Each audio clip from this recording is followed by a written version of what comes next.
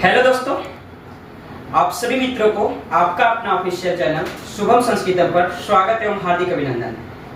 आज मैं पहली बार 10वीं वर्ग का हिंदी साहित्य का पहला पोएट्री लेकर आया हूं और एक शॉर्ट वीडियो है जिसके माध्यम से आप गुरु नानक जी के बारे में थोड़ा बहुत जानकारी प्राप्त करेंगे। तो चलिए जी, हम लोग शुरू करते हैं। आपको मैं बता दूं कि पहला आपका जो गोधूली है, गोधूली सबसे पहले बहुत सारे बच्चे को ये नहीं पता होता है कि गोधूली का मतलब क्या होता है। शाम और रात के बीच की बेला को गोधूली कहा जाता है। और आपका गोधूली जो भाग 2 पुस्तक है, पाठ्य पुस्तक है हिंदी का, उसमें टोटल 24 चैप्टर को पढ़ना है। 12 कविताएं हैं और 12 जो आपका है वो गद्यखंड है। तो 24 में से हम लोग पहला पोएट्री आज पढ़ेंगे और उस पोएट्री का जो हेडलाइन है वो है गुरु नानक। सबसे पहले हम लोग गुरु नानक जी के बारे में, लेखक परिचय के बारे में जानेंगे, क्योंकि जब भी प्रश्न पूछता है तो 50% जो है वो चैप्टर के लेखक परिचय से आते हैं।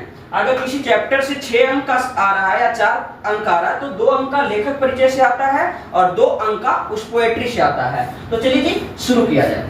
गुरु नानक जी राम नाम बिनु बिरथे जगी जन्मा के जो लेखक है, जो कवि हैं, वो गुरु नानक जी हैं। और इन्होंने 2 पंक्ति को डील किया है, 2 पंक्ति को लिखा है। दूसरा पंक्ति है, जो नर दुख में दुख नहीं माने।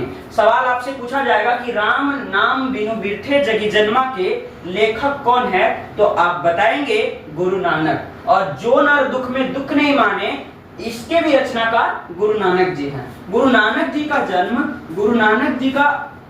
जन्म 1469 ईस्वी में हुआ है और इनका जन्म जो है 1469 ईस्वी में तलवंडी गांव में हुआ था। तलवंडी जो है वो लाहौर जिला में है और लाहौर जो है वो पाकिस्तान में है। पाकिस्तान एशिया महादेश में है और पाकिस्तान की जो राजधानी है वो इस्लामाबाद है। आपको बता रहा हूं कि जब इनका जन्म हुआ, गुरु नानक जी एक प्रसिद्ध हुए सिखों के प्रथम गुरु थे। तो इनका जन्म स्थान जो है, जहां पे इनका जन्म हुआ था, वो नानकाना साहब कहलाया। इनके माता का नाम तृप्ता देवी था और इनके पिता का नाम था कालूचंद खत्री। और इनकी पत्नी, इनका विवाह सुलक्षणी से हुआ। इनकी पत्नी का नाम सुलक्षणी था।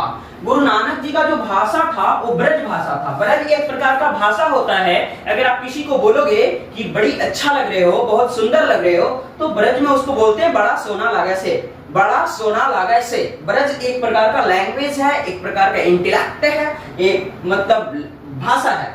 और अक्सर गुरु नानक जी के द्वारा जो भी कविताएं लिखी जाती थी वो हिंदी और पंजाबी भाषा में लिखी जाती थी। मतलब गुरु नानक जी सबसे पहले बाबर से मुलाकात किए थे। मुगल साम्राज्य का पहला बादशाह जो है, पहले शासक जो है वो बाबर है।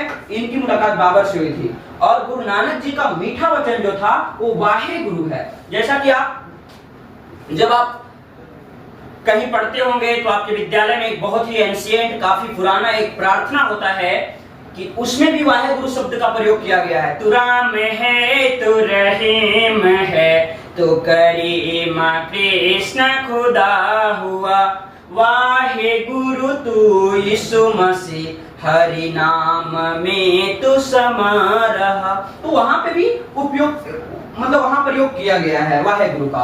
अब बताता हूं मैं आपको, गुरु नानक जी जो हैं उनकी कुछ प्रमुख रचनाएं हैं जो आपको एग्जाम में पूछा जाता है। इनकी 4 प्रमुख ग्रंथ है जो अक्सर आपको बोर्ड एग्जाम में पूछ लिया जाता है आपसे। जपूजी, आशा दीवार, रहीरास और सोहिला। जपूजी एक बार फिर से सुनेंगे। इनकी जो प्रमुख रचनाएं हैं, जपूजी, आशा दीवार, रहीरास और सोहिला, इनका 4 ग्रंथ है। और मैं बता रहा हूं कि गुरु नानक जी का जो डेट ऑफ डेथ है, इनकी जो मृत्यु हुई थी वो 1539 ईस्वी में हुई थी। 1539 ईस्वी में।